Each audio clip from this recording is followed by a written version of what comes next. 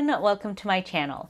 In today's video, I am super excited to share with all of you the products that I hauled in the recent Beautylish gift card event. So in case you're new to my channel, I love reviewing luxury makeup products and Fude brushes, and so the Beautylish sale is one of my favorite sales of the year. And this year I picked up quite a few items that I am super excited about. So these just came in the mail. I have not opened them yet. I figured I would do an unboxing with you and share with you all of the products and my initial impressions. Definitely let me know though if you guys are interested in dedicated deep dives into any of these products. Happy to film follow-on reviews if that'd be helpful. So without further ado, let's dive into the items I hauled. So first off, I picked up two items from Surratt Beauty. So this is their famous Dewdrop Foundation. I picked this up in the shade 4. And I've been very intrigued by this foundation for a while because Michelle Wong basically recommends this in every single Beautylish gift card event. And so I decided to finally pick this up. It has a really interesting kind of multi-chrome packaging to it. And I'm pleased to say that this packaging is heavier and more luxe than I thought. I mean, this is super itty bitty for a foundation. It's only 0.64 fluid ounces, which considering the price is quite steep, but then again, I pretty much never finish my foundations, so I suppose that's all right if you have a large collection. Let's open this up. So it screws off. You have this sticker over here. And the packaging looks like a little squeezy bottle. There is this button at the end. So this packaging is rigid. It's not like this is actually squeezable, but I assume you just compress the button here to get the product out. Again, I am pleased that it actually looks luxe in person because one reason I hadn't picked this up earlier is online this kind of just looks like a soy sauce bottle. I don't know if you guys get that vibe as well, but the picture online just looks like this. It doesn't even show the lid, and so I felt like it just looked really cheap online, but in person it definitely looks much more luxurious, and I do like the multi-chrome packaging. It matches the general Surratt line. I do have a bunch of his blushes as well, which is in a similar compact to this. And this product is made in Japan. So super excited to try this out. I feel like Michelle Wong has a lot of the same holy grail complexion products as I do, so I really hope that this will work out for me. In the same vein, I also picked up the Dewdrop Concealer from Surratt. I got this in shade 3. And for similar reasons, I've been on the hunt for a new concealer because I feel like I haven't picked up a new one for a while. And recently, my skin tone in the wintertime has been really light. And so most of my existing concealers are a bit dark for me at the moment, especially if I want to brighten things up. And so I figured picking this up in a light shade like 3 would be good. It has that same kind of multi-chrome exterior. Let's see, there's this sponge tip applicator here, which honestly is not my favorite type of application style. I generally will still go in with a brush, but we'll see. And then I assume this is, yes, so this is to kind of click up the product. So very intrigued about this. I haven't used a concealer with this kind of packaging for like over a decade. There was a while when I really liked a drugstore concealer that had this. I think it was maybe Maybelline, but very intrigued because this has also had rave reviews from Michelle Wong. In addition, I have this Sisley blush. This is a product I've been eyeing for a while. It's extremely beautiful. It's their Orchid blush, and this is a highlighter blush with white lily, and I got this in the shade 1, which is the kind of bronzy peachy shade. This is an extremely expensive blush. I think it's like $100 or so. So yeah, very pricey. This is my first Sisley product, but I was in a treat myself mode, so I figured I would pick this up. And let's take a look. Ooh, wow. Look at that. Super beautiful. It has a nice big mirror that also says Sisley on it. And look how gorgeous that is.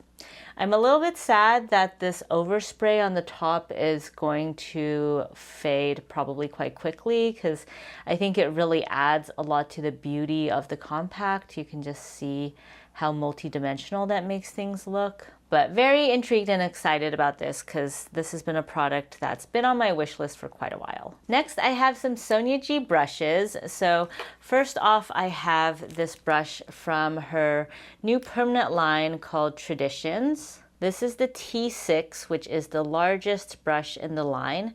I was very intrigued by this because it's a very unique shape. I don't really have any other brush in my collection with quite this type of shape.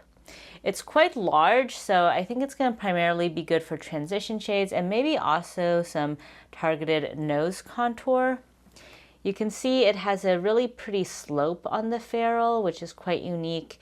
And recently in general, I've been loving these more fan-shaped brushes from Sonia G. Like her Fan L is one of my favorite, all-time favorite Fude brushes now. And so I was very intrigued by this unique shape. I mean, I know it's not quite a fan, but compared to other eye brushes, it's much more fan-shaped, which is different from pretty much any of the rest of the eye brushes I have. So I'm intrigued what this can do in the eye area. I also just love these new wooden handles that she came out with this set, and also just how beautiful these dyed bristles are. I think it's dyed with persimmon. In addition, I got her Traditions Select set. So this is limited edition. If you are interested in this, definitely pick it up before it sells out. It comes in this beautiful box.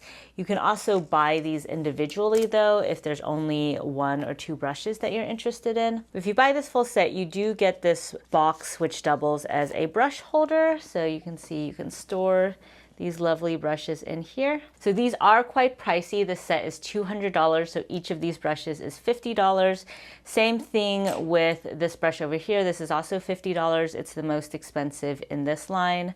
So these are quite luxurious. Essentially, these are limited edition because they're using special fibers that she doesn't normally use in her brushes. But that's what personally intrigued me because I am a big collector of Fude brushes and I have a ton of Sonia G brushes. If you guys are curious, I did film a video recently reviewing all 35 of my existing collection. So adding these guys on, that brings us to 40 brushes. Let me know if you are interested in further content with this, because for today's video, I'm just going to use them directly. As you can tell, I have not opened or washed them, so they will bloom and act a little bit more differently after being washed. But I'm just really excited to try them out today. I think technically you really shouldn't be using them before washing, but I just wanted to dive into them ASAP. So just to quickly run through these brushes, first we have the TS1, which is a smudger brush. It's a combination of white Canadian squirrel and white Sai-Coho goat bristles. Next we have the TS2, which is a soft lay-down brush, and this is made with blue squirrel and white Sai-Coho goat. Next we have the TS3. This is white Canadian squirrel and white Sai-Coho goat. This is a very unique shape and that's supposed to be usable both in the crease and also to pack pigment onto your mobile eyelid. So I'm really intrigued to see how this works. And then finally the TS4 is yellow Canadian squirrel, and this is a pencil brush. So without further ado, bringing you guys close up, let's get into these products. So let's go in first with this foundation. So I'm just going to drop some of this on the back of my hand. It's a pretty thick texture actually, which is not what I was expecting, but I think that's good considering you don't get a ton of product. So let me just first see how much one drop will go. Okay, so that's like probably most of this side of the face. I'll just start there with my BK Beauty brush. This is my 101 brush, and this shade I think is pretty good for me right now. I'm glad I picked this up. So I'm just going to smooth that all over the face on my right side. So with one drop, that was pretty light coverage, I would say, overall. I mean, that's what I would expect with that amount of product. But definitely it looks quite natural and does provide a bit of perfecting. Let's go in now with a bit more product. Again, I'm just going to dot this on my face and then blend this in. I don't know why I thought this would be more of a watery consistency, but I am enjoying this consistency. This is kind of my preference for foundation consistencies because I don't really like it when you feel like you don't have much control because it's just dripping everywhere. This way you can really pack it on where you want in terms of having more coverage. Ooh, okay, that's pretty. All right, I actually like that. I think that is a good amount of coverage, sort of like a light to medium coverage, but perfect for today's look because I do want to try out that concealer as well. And so far I really like this finish as well. It reminds me a lot of my Kogan Do Moisture Foundation. Very, very natural. Kind of just looks like I have a skin tint on. It looks like I just applied a bit more skincare, but that skincare has coverage. It blended in super easily, and you can see it's a very natural finish. It doesn't look luminous, glowy, or matte. It just kind of looks like my skin. So that's really nice. Okay, let's get some more of this product out. I will say I'm not a huge fan of this packaging. I'm curious as it gets towards the end whether I'll actually be able to pump that much product out because it's kind of slow going right now in terms of removing the product.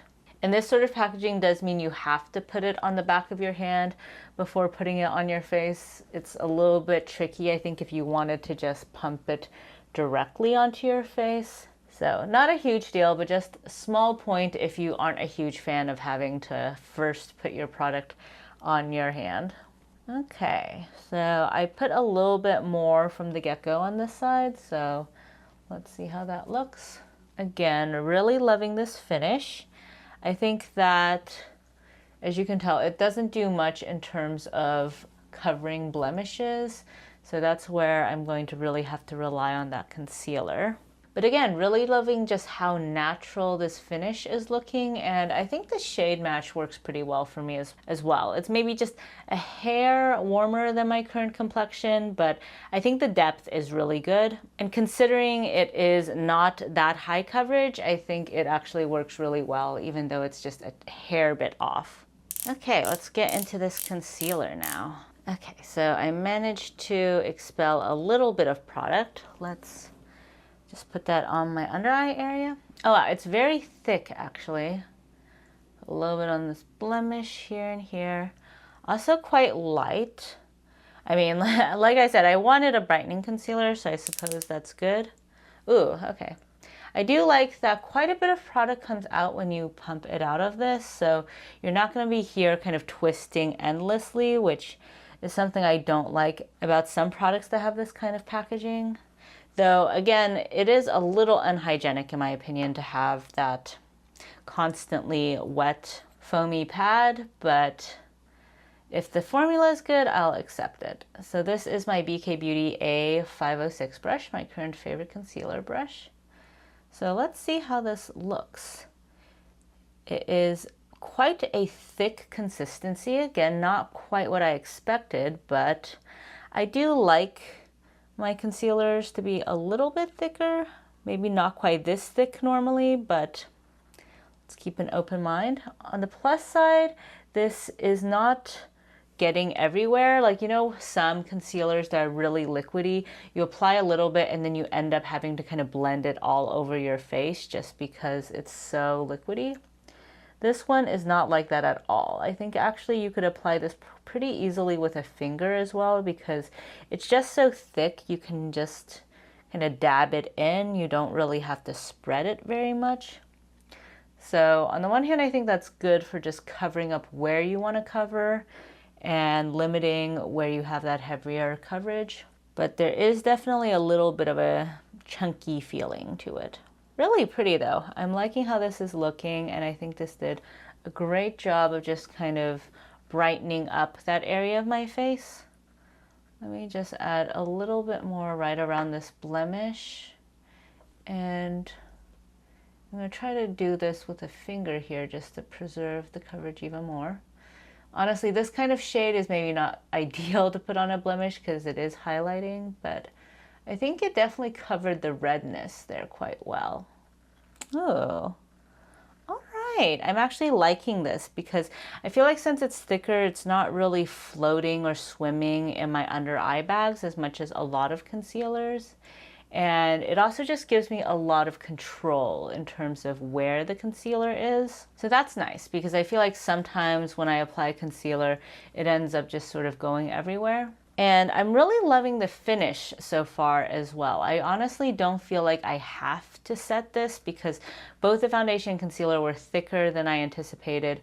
So they are not like drying down or anything. They're just in a pretty nice state already, but I will go off camera and apply just a little bit of powder. I have my Pat McGrath under eye setting powder today since she just released a new shade, and so I figured I would pick this up again and can remind myself about this formula. I'll also put on some bronzer and brows and lips, and then I'll be back to demo the eye brushes plus that blush. And we're back. As always, all the products I have on my face will be linked down below in case you guys are interested. So to start, I do really want to try out this blush since I am super intrigued. So I have here my Artist Large brush from Wayne Goss, and I feel bad. I really don't want to disturb this product, but here we go. Let's just, I'm gonna kind of concentrate this on the outskirts because I don't really want to get too much of that overspray for now, but just apply a little bit of that. Okay, that's quite light. In case you're curious, I do have my Hermes bronzer on in shade Sahara, so that's what this is. So hopefully you guys can distinguish between that and this highlighter. Let me actually give you guys a swatch of this before we go any further. So there's kind of a few different shades in this. I'm gonna just go around the perimeter. And here's what that shade looks like, sort of corally brown. Hopefully you guys can see that here. So fairly light overall, but should stand out still against my skin tone. Let's just pick up a little bit more. This is kind of a fluffy brush, so usually anticipate having to build up a bit from here, but ooh, wow, okay, that is really pretty. Again, this does have that overspray right now, so the kind of golden shimmer you see is not going to persist after kind of the first few applications, but wow, look how pretty that is. So you can see the difference between my two cheeks at the moment. This definitely brings in a little bit of peachiness, a little bit of bronziness. I'm really liking this shade. I was debating for a long time which of the shades to pick up, and specifically between this and Coral, because I think the pink shade is supposed to be a little bit too light for my complexion. But look at that. That is so pretty. Wow. Okay. I am a fan of this. I do kind of wish the gold kind of persisted throughout because I actually really like how that's looking, but still really pretty even without the gold. So I'm gonna go in again, just kind of focusing on the top because I want to keep some of the overspray on the rest of it for now. And you can see a very light layer just kind of looks like this. It gives you a bit of that kind of sun-kissed effect. But of course, I do want to go in with a little bit more just so you guys can see the shade. On this side, there's going to be a little bit less of that overspray because I'm going to just continue focusing on this top portion, which now pretty much doesn't have any overspray, but ooh, super pretty. Wow, I really like this. And I think this is a nice shade that can be used for a wide variety of occasions. It definitely gives overall kind of summery vibes, but especially if you put a small amount, it actually looks quite natural on the face. Just gives you a bit of that healthy peachy tan. And it's very buildable, as you can see. I think another way you can use this powder is to sort of just swirl it all over your face just to add a bit of that healthy glow. I'm not going to do that today because, again, it still has the overspray and I don't want my whole face to look glittery. But it's sheer enough that I think if you did take a very fluffy brush like this and take a little bit of product, you could get that very nice subtle effect. But built up on this side, you can definitely get enough impact as well. All right, so very pleased with that purchase. Definitely a splurge. I wouldn't say this is like kind of mind-blowing, but it is really beautiful. And if you're a sucker for packaging, this packaging and the orchid design on the inside is really gorgeous. So for eyeshadow today, I was inspired by my dress to bring out my Natasha Denona Retro Glam palette and my Mini Gold palette. So I'm going to do a bit of a mashup between these two to have sort of a green look for today. So let's see, I'm going to first go into that large fluffy transition shade brush, and I'm going to start out with Holly from Retro Glam. And I have my Pat McGrath primer down. I'm just going to sweep this all throughout the crease area. Oh, okay, this is making very quick work out of this. You can definitely kind of fill up this area quite quickly, and I'm liking that. I feel like this is a very good shape and size to quickly brush along this area. I think once I wash this, it'll be even better at this because it'll be a bit fluffier. Let me now go into Belle and just take a bit of that as well to sort of warm this up a bit, because Holly is a little bit cool toned, and I'm just going to concentrate this more on the outer portion of the eyes. There we go. Very nice. All right, I'm liking this so far. I was a little bit worried because my eyes are on the smaller side, so I wasn't sure if this was going to be overwhelming, but at least so far so good. Now taking the TS2, I'm going to see how well this picks up shimmer shades. I'm going to start out with Palladian and put some of this in the inner portion of my eye. Ooh, this is super soft. Wow. If you're someone with sensitive eyelids, this will feel like basically nothing on the eyes, which is really nice. And I think it's doing a pretty good job as well of picking up pigment. For context, normally with Natasha Denona shadows, for the shimmers, I'll go in with a finger just to get kind of the maximum impact. So this is definitely not as impactful as a finger, but it's doing a pretty good job at the same time. Especially if you want sort of a softer look, I think this will help you achieve that. And now flipping that brush over, I'm going to challenge it by going into this very flaky shade from the Mini Gold palette. This is my favorite shade in this palette. This is definitely the kind of shade I would normally go in with a finger for. And indeed, I think this is definitely going to take some building up with a brush, but it is laying the pigment down. Yeah, I think this will take a little bit of time to build up to the opacity that I want. So let me actually go in with a finger and then use that brush to kind of blend things out. So you can see with the finger that instantly becomes a lot more opaque. There we go, super pretty. And actually looking at this now, I kind of want a bit more color on the inner corner. So I'm going to go in with Marlin, which has a bit more green, and just put that on top of Palladian. As you can see, that adds a bit more color to the look, because Palladian was looking a little bit too silver next to the gold shade. There we go. And then I'm going to use this brush just to kind of zhuzh out the edges, make sure everything sort of blends in well with each other. It is super soft.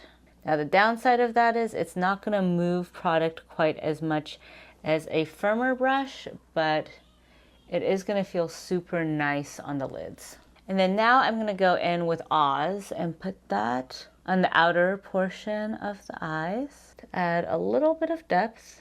Again, starting this with a finger, and then I'm going to use that brush just to blend out a bit. So let's just use this to zhuzh out those edges.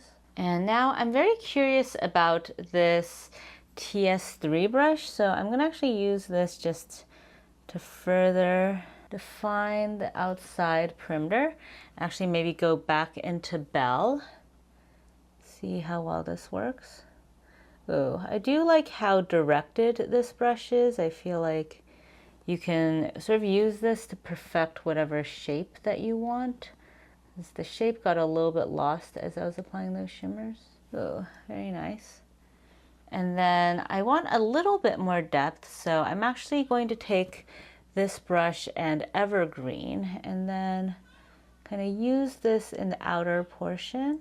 Well, I'm liking this brush. I feel like because it's a bit firmer, it's giving me a lot of control, and the tip is allowing me to get a little bit of that kind of angled winged liner look in this outer portion, which is something I do enjoy. And now for the lower lash line, I'm going to first go in with that pencil brush, and I'm going to go straight into Belle and then just run this all along the lower lash line. Ooh, this is also super soft. In general, this series is amazingly soft. For context, I normally am a huge fan of Referen Wayne Goss brushes for the eyes. For Sonia G, I actually prefer her face brushes, but I'm really liking these eye brushes so far. The softness is just really unparalleled. And then I'm gonna take a little bit of this evergreen shade as well and sweep this on the outer portion. Okay, I might need something more targeted for that, so I'm gonna actually go in with the smudger brush and evergreen since I wanna sort of pack that on. Ooh, that's nice. Again, super, super soft. I do have other Sonia G eye brushes, including a smudger from her, and they're nice, but nowhere near as soft as these. So if you are someone with sensitive eyes, I would highly recommend this Traditions Select series. So in terms of shimmer on the under eye area, let's see, let me actually go into Oscar. I haven't done that, but I feel like it might tie everything together. Just a bit of taupiness. Alrighty, so here is the finished eyeshadow look. So I'm gonna go off camera, do some eyeliner, and be back with my overall initial thoughts about all these products. So here we have the final look, very colorful and spring-like. So zooming you guys out, I took some time to just closely scrutinize my face and all of these products, and I would say that overall I am very pleased with them on initial impressions. So first off, I am extremely impressed with both Surratt products. I think my complexion, especially where the foundation is, looks absolutely flawless. It's really, really nice and natural. It doesn't look makeup-y at all. In fact, I really can't even tell I have makeup around most of the perimeter of my face. It just looks like my skin is really nice and evened out. I'm really loving this finish. And for today, I only powdered along my T-zone area. And so it's really impressive that even without powdering, it's looking really nice around most of my face. In terms of where the concealer is, so far it's looking pretty good. I would say I always have a little bit of issue around my nose area, and that's where this concealer is also not perfect, but that's something I kind of struggle with pretty much all concealers.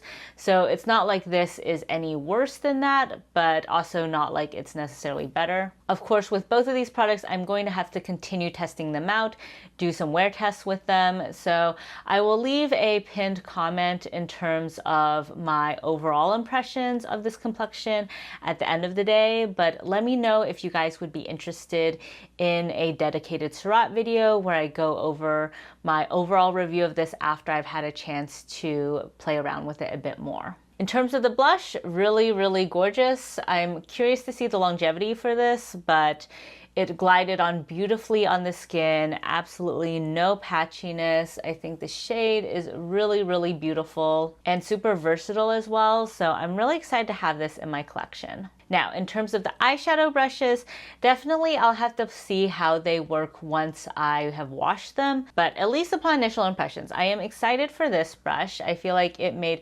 super quick work of my transition area. And actually, now that I'm looking at my face, I realize I still haven't done nose contour. That's something I wanted to try out with this brush. So let me go back in with my Hermes bronzer, and I'm just gonna take kind of the lightest shade on this and see if this can work for this purpose. It's kind of smaller than the brushes I would typically use for nose contour, but maybe it can provide sort of some targeted contouring. Okay, it's kind of working. I feel like it's maybe applying it a little bit more strongly than what I would typically go for. but definitely more targeted. All right, I'm gonna have to wash this out and see how well that works once washed out, but I think it sort of works for that purpose. It is maybe just a little bit dense for nose contour though. Probably overall better for the eye area. I'm just going in with whatever's left on my concealer brush just to kind of zhuzh that out, make it look a little bit more natural. Now, in terms of the Traditions Select brushes, I would say if you are someone who really loves soft eye brushes, if you have sensitive eyes, then I feel like these are really impeccable. So in general, Sonia G brushes are pretty soft. They're all goat hair for the most part, but these are kind of next level of softness with the addition of those squirrel hairs. Going one by one, I would say that the smudger brush is one that I've been quite impressed with in this first try. I do have another smudger brush from Sonia G. It's one of her OG smudger brushes, and that one I find to be just a little bit too firm and hard for my under eye area, so I don't get a lot of use out of that. Whereas this one is just super, super soft. It does not hurt at all on the under eye area. It's not pokey. It just feels really amazing. So I am really liking this so far because the under eye area is definitely for me one of the more sensitive areas for makeup application. In terms of the TS2, I'm a little bit on the fence about this brush, to be honest, because I feel like it's not enough of a workhorse to really pack on shimmer on the eyes for me. Now, that's the case for most eye brushes for me. I do enjoy Sonia G's Builder brush. This is one that I find does do a pretty good job of laying down all over pigment. This one I think is a little bit too soft for that, but I am intrigued to use this possibly kind of on the under eye area, or like today, just kind of blending out the edges. I think it'll be good for those purposes, but maybe not for like actually packing on the shimmer shades. This TS3 is one that I am super intrigued by. I really loved how this was able to provide me a little bit of that wing effect in the outer corner, and I also thought it did a great job of blending out the crease area. In today's look, I didn't use it to pack on shimmers. I'm kind of skeptical of how well it'll work for that, unless it's sort of a creamy one and done shadow. But I really like how it worked for those other two use cases, and this is just such a unique shape compared to anything I currently have in my collection.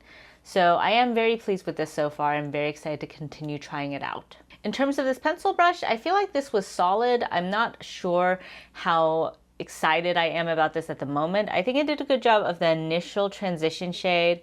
It wasn't firm enough to provide kind of very targeted pigmentation like the smudger brush was able to provide. I did also use this for inner corner highlight off camera, and I think this was really good for that. If you're someone who likes pencil brush shapes but find them to be sometimes a little bit pokey, this one is really soft, and so it can do some of those tasks like inner corner highlight that might be a little bit hard for a stiffer brush. Like for me, I usually love going in with the mini booster from Sonia G. That's my favorite brush for inner corner highlight. You can see how much more fluffy this brush is. So even though this one is very pointy, the fact that it's so soft means it can act a little bit more like this sort of fluffier brush. So on the whole, I am super pleased with this haul, really excited about all of these products and playing around with them more. Definitely let me know if you're interested in a dedicated video for any of these products. And if you've picked up any of these, also please let me know your thoughts below. And in general, if you picked up anything fun from the Beautylish gift card event, please share, since I will have a $100 gift card coming in the mail soon. So definitely stay tuned for future Beautylish hauls. So that's it for today's video. If you guys like this video, please give it a thumbs up. And if you haven't already, please subscribe to my channel. Thank you all so much for joining me today, and I'll catch you next time. Bye.